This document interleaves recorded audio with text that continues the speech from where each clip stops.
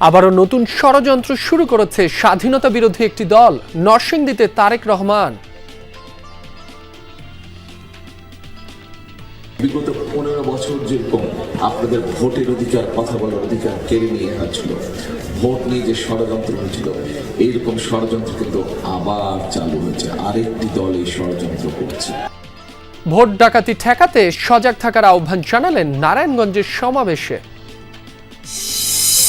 ভোটের প্রচারে উত্তরাঞ্চলে জামায়াতের আমির। পঞ্চগড়ের পর যোগ দেবেন আর কয়েক জেলার নির্বাচনী সমাবেশে। তীব্র শীত ও কুয়াশায় ঝালকাঠিতে বোরো আবাদে বিলম্ব। সার, বীজ সহ কৃষি উপকরণের দাম বৃদ্ধিতে দুশ্চিন্তায় কৃষক। বীজপাড়ায় পোকামাকড়ে আক্রমণ করে, খুব ক্ষতি হয়। এই শীতের কারণে রোয়াগুলি সব শুকিয়ে যাইতেছে, বীজগুলো নষ্ট হয়ে গেছে, আবহাওয়া খারাপ এই জন্য।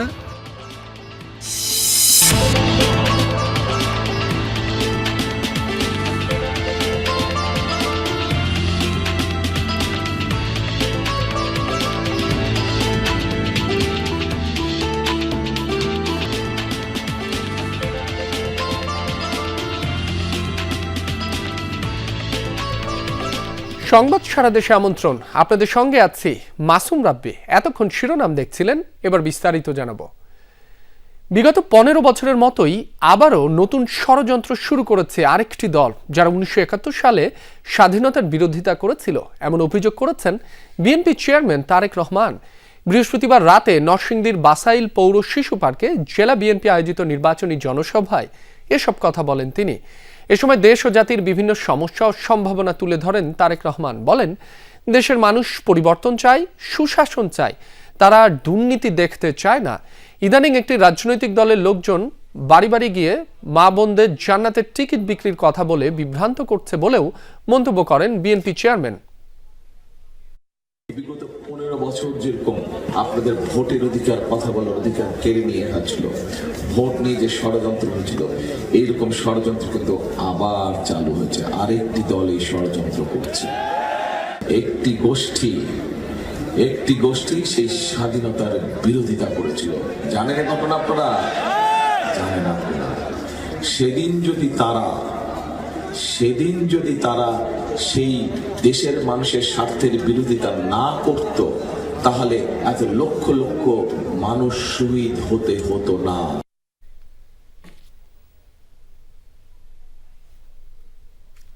এরপর নারায়ণগঞ্জের 2500 আয়োজিত সমাবেশে যোগ দেন তারেক রহমান। প্রায় 22 বছর পর মধ্যরাতে ঢাকা সিলেট মহাসড়কের পাশে 2500 উপজেলার পাঁচরুখি এলাকায় পৌঁছান। আনোয়ারা ডিগ্রি কলেজ মাঠে অনুষ্ঠিত হয় সমাবেশ। সেখানে তিনি বলেন, একটি গোষ্ঠী ভোট ডাকাতির ষড়যন্ত্রে লিপ্ত হয়েছে। এ বিষয়ে সবাইকে সচেতন থাকার আহ্বান জানান বিএনপি চেয়ারম্যান। দ্বিতীয় দিনের মতো চলছে ত্রয়োদশ জাতীয় সংসদ নির্বাচনে প্রার্থীদের প্রচারণা। সকাল থেকে বিভিন্ন স্থানে গণসংযোগে নেমে পড়েন প্রার্থীরা। কর্মী সমর্থকদের নিয়ে যান ভোটারদের দ্বারে দ্বারে। লিফলেট বিতরণ করে নিজ নিজ মার্কার পক্ষে ভোট চান। সেই সাথে উন্নয়নের নানা পরিকল্পনা তুলে ধরে তা বাস্তবায়নের প্রতিশ্রুতিও দেন। দলীয় প্রার্থীদের পাশাপাশি মাঠে সরব উপস্থিতি রয়েছে স্বতন্ত্র প্রার্থীদেরও। বাড়ি বাড়ি গিয়ে ভোটারদের কাছে ভোট চাইছেন তারা।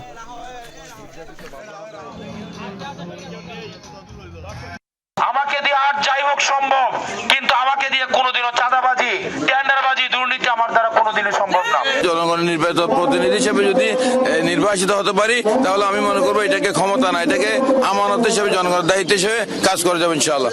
ত্রয়োদশ জাতীয় সংসদ নির্বাচনের প্রচারের অংশ হিসেবে পঞ্চগড়ে চলছে 10 দলীয় ঐক্যের জনসভা। বক্তব্য দিচ্ছেন জামায়াতের আমির ডাক্তার শফিকুর রহমান। সরাসরি যাচ্ছি তার বক্তব্যে।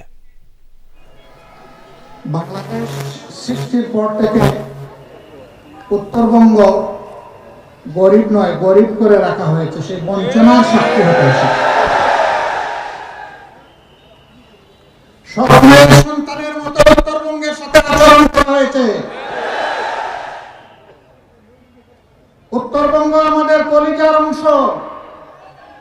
এই উত্তরবঙ্গ বাংলাদেশকে খাদ্য এবং পুষ্টি সরবরাহ করে, আর সেই উত্তরবঙ্গকে পিছিয়ে রাখা হয়েছে ইচ্ছা করে। আমি তার সাক্ষী হতে। উত্তরবঙ্গ থেকে আগামীতে আমরা আর কোনো বেকারের মুখ দেখতে চাই না। আমরা সকলের হাতে মর্যাদার কাজ তুলে দিতে চাই। আমাদের প্রত্যেকটা যুবক যুবতী, প্রত্যেকটা নাগরিককে আমরা দেশ গড়ার কারিগর হিসেবে তৈরি করতে চাই। গোটা উত্তরবঙ্গকে কৃষিভিত্তিক শিল্পের রাজধানী বানাতে চাই। বন্ধ চিনি কল খুলে দিতে চাই। শ্রমিকদেরকে কর্মক্ষেত্রে আমরা ফিরিয়ে নিতে চাই। ভাই, আমাদের কাছে কোনো কার্ড নাই। আপনারা সবাই ভাই বোনেরা আমাদের কার্ড।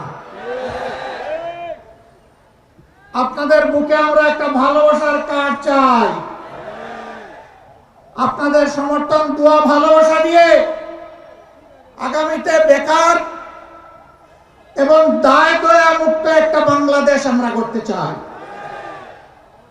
কারো দয়ার পাত্র হয়ে বাংলাদেশের কোন এলাকার মানুষ বসবাস করবে তা আমরা দেখতে চাই না। কে তার উপর দয়া করে জনগণের ট্যাক্সের টাকায় পরের দলে পথধারী, এ আমরা করব না। আমরা যুবকের হাত শক্তিশালী করব ইনশাআল্লাহ। আমরা যুবতীর হাতও শক্তিশালী করব ইনশাআল্লাহ। পরিবার যেমন নারী পুরুষের সমন্বয়ে গড়ে উঠে সমাজের সবচেয়ে ক্ষুদ্র এবং সমাজের ভিত্তি হিসাবে পরিবার যেমন গড়ে উঠে, আমরা নারী পুরুষ মিলে বাংলাদেশকেও গড়ে তুলব ইনশাআল্লাহ। মানুষ আওয়াজ দেয় টেকনাফ থেকে তেতুলিয়া। ওই টেকনাফের উন্নয়ন জোয়ার আর আসতে পারে না তেতুলিয়া পর্যন্ত। আমরা এটা উল্টায় দেবো ইনশাআল্লাহ। বলবো তেতুলিয়া থেকে টেকনাফ। এতদিন টেকনাফ থেকে তেতুলিয়া হয়েছে, এখন ব্যালেন্স হওয়া দরকার। এখন হবে তেতুলিয়া থেকে টেকনাফ। আপনারা মন খারাপ করবেন না তো? আলহামদুলিল্লাহ। 4টা নদী, বিশাল নদী, আল্লাহর নিয়ামত। আল্লাহ তাআলা এই উত্তরবঙ্গকে দান করেছিলেন। তিস্তা, ধরলা, ব্রহ্মপুত্র এবং করতোয়া। আজকে আস্তে আস্তে উপর থেকে দেখলাম নদী নয়, মরুভূমি। দর্শক, পঞ্চগড়ে জনসভায় বক্তব্য দিচ্ছেন জামায়াতের আমির ডাক্তার শফিকুর রহমান। আমরা সরাসরি যুক্ত ছিলাম সেখানে। নির্বাচনী প্রচারের আরও খবরাখবর জানবো। নোয়াখালী ও কুষ্টিয়া থেকে যুক্ত হচ্ছেন আমাদের সহকর্মীরা। শুরুতেই নোয়াখালী থেকে আমাদের সাথে যুক্ত হচ্ছেন সহকর্মী মোতাসিম বিল্লাহ সবুজ। সবুজ, প্রার্থীদের গণসংযোগ কেমন দেখছেন? কি কি প্রতিশ্রুতি দিচ্ছেন তারা, সে বিষয়ে জানাবেন। মাসুম রাব্বি, আমি এখন আছি নোয়াখালী 1 আসনে। এখানে এখন আমি আছি বিএনপি বাংলা জাতীয়তাবাদী দলের যিনি প্রার্থী এবং বিএনপির কেন্দ্রীয় নেতা এবং বিএনপি চেয়ারপারসন উপদেষ্টা ব্যারিস্টার মাহবুবুল খোকনের নির্বাচনী জনসভা। এটি আসলে প্রথম জনসভা। আর আসলে ব্যারিস্টার মাহবুবুল খোকন সেই সকাল থেকে যে চাটখিল এবং সোনাইমুড়ির যে নির্বাচনী আসন, এর মাঝে বিভিন্ন পৌরসভা প্রচারণা চালাচ্ছেন।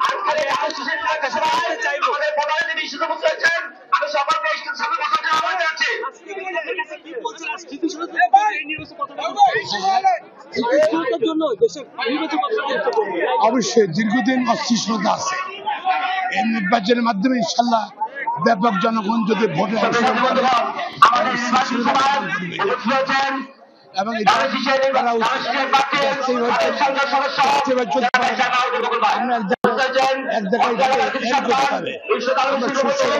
ফিরে আসতে হবে।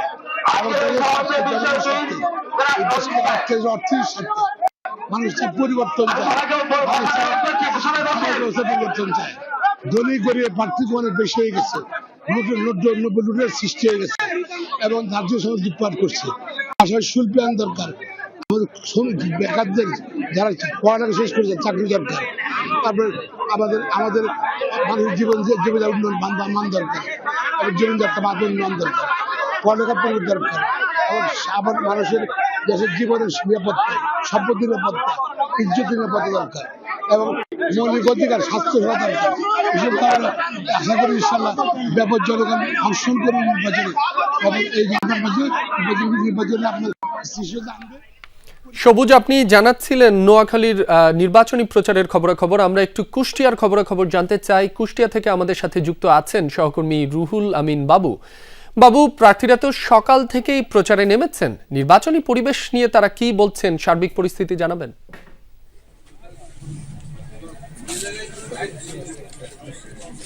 রাবি, কুষ্টিয়াতে কিন্তু 13টি ইউনিয়ন নিয়ে গঠিত এই কুষ্টিয়া সদর 3 আসন এবং প্রায় 4,35,000 ভোটার দিয়ে এই বৃহৎ একটি আসন কিন্তু আমাদের এই কুষ্টিয়া সদর আসন, এবং ওই 4টি আসনের মধ্যে কিন্তু এই কুষ্টিয়া সদর আসন অত্যন্ত গুরুত্বপূর্ণ। কুষ্টিয়াতে এই 3 আসনে কিন্তু বিএনপির প্রার্থী রয়েছে জাকির হোসেন সরকার এবং জামাত ইসলামের মনোনীত প্রার্থী রয়েছে মুফতি আমির হামজা। এখন আমির হামজা সকাল থেকে, তিনি গতকালকে থেকে কিন্তু তার নির্বাচনী প্রচারণা শুরু করেছেন। আজকে কিন্তু সকাল থেকে তিনি কুষ্টিয়ায় হরিপুর, হাটস হরিপুরে তিনি বিভিন্ন জায়গায় গ্রামে গঞ্জের মধ্যে কিন্তু তিনি ভোট প্রার্থনা করছেন। আমরা একটি বিষয় একটু খুব সংক্ষেপ করে জানতে চাই, আপনাদের বিরুদ্ধে যে অভিযোগ করা হচ্ছে যে আপনারা জান্নাতে টিকিট বিক্রি করছেন, আসলেই কি আপনারা সেটা করছেন কিনা একটু জানতে চাই খুব সংক্ষেপ করে। আসসালামু আলাইকুম। নাউজুবিল্লাহি মিন যালিক। আমরা জীবনে কোনোদিন এই কথা বলি নাই, জান্নাতের টিকিট বিক্রি করি না এবং জীবনে কোনোদিন করবো না, কারণ এটা আমাদের আয়ত্তে নেই। জান্নাতের মালিক আল্লাহ, আর আমরা মিথ্যা আশ্বাস কাউকে দেই না। যা করব সামনে সেগুলো ওই মানুষকে বলছি, মানুষের দ্বারে দ্বারে যাচ্ছি, বাড়িতে বাড়িতে আশা করছি। একমাত্র পরাজিত শক্তি এবং ফ্যাসিবাদের সহযোগীরাই এবারের গণভোটে না ভোটের চিন্তা করবে, এমন মন্তব্য করেছেন স্থানীয় সরকার উপদেষ্টা আদিলুর রহমান খান। সকালে রংপুরে জুলাই স্মৃতিস্তম্ভে ফুল দিয়ে শ্রদ্ধা জানান তিনি। এ সময় উপদেষ্টা বলেন, গণ অভ্যুত্থানের মাধ্যমে গঠিত সরকার জুলাই সনদ বাস্তবায়নের উদ্যোগ নিয়েছে, সে কারণেই গণভোটে হ্যাঁকে জয়যুক্ত করা জরুরি। বাংলাদেশের জনগণ গণভোটে হ্যাঁর পক্ষে থাকবেন বলেই আশা করেন তিনি। 2 দিনের সফরে গতকাল রংপুরে যান আদিলুর রহমান খান।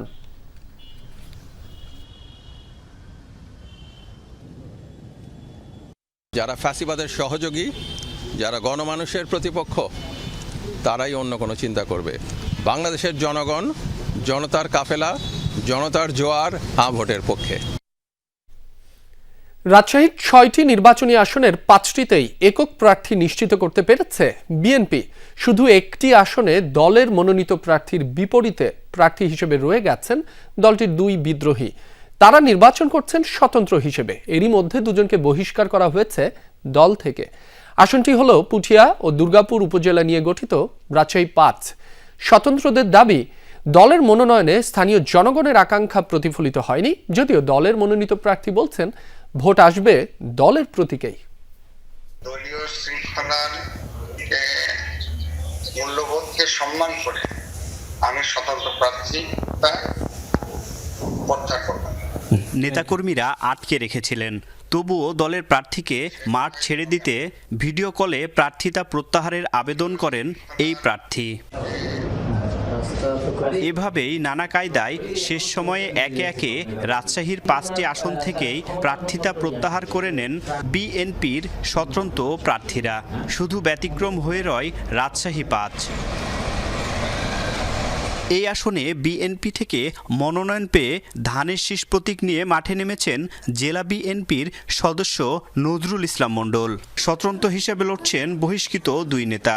ঘোড়া প্রতীকে পুঠিয়া উপজেলায় ইশফাক খায়রুল হক শিমুল, আর ফুটবল মার্কায় আছেন যুক্তরাজ্য জিয়া পরিষদের সদ্য সাবেক নেতা রেজাউল করিম।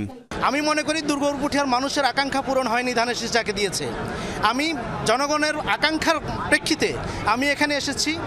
আমি এসেছি দুর্গাপুর পুঠিয়ার মাটি এবং মানুষের উন্নয়ন এবং পরিবর্তন করার জন্য, এবং এটা আমার দায়িত্ব। জনগণ দুঃসময় ছিলাম, এখন জনগণই বলতেছে তুমি দুঃসময় সময়, সুখের সময়ও তুমি থাকো। এখন নির্বাচনী পরিবেশ এসছে, আমরা তো ভোট দিব, আর দল তো আর ভোট দিবে না, তুমি থাকো, আমি তাই আসি।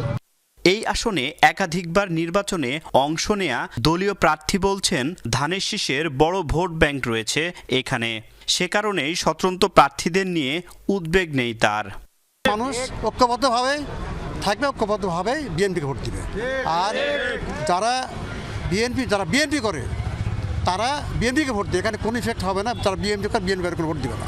রাজশাহী 5 আসনে এবার মোট ভোটার 3,49,180 জন। এর মধ্যে পুরুষ 1,74,418 আর নারী ভোটার 1,74,757 জন। তারেক মাহমুদ, যমুনা নিউজ, রাজশাহী।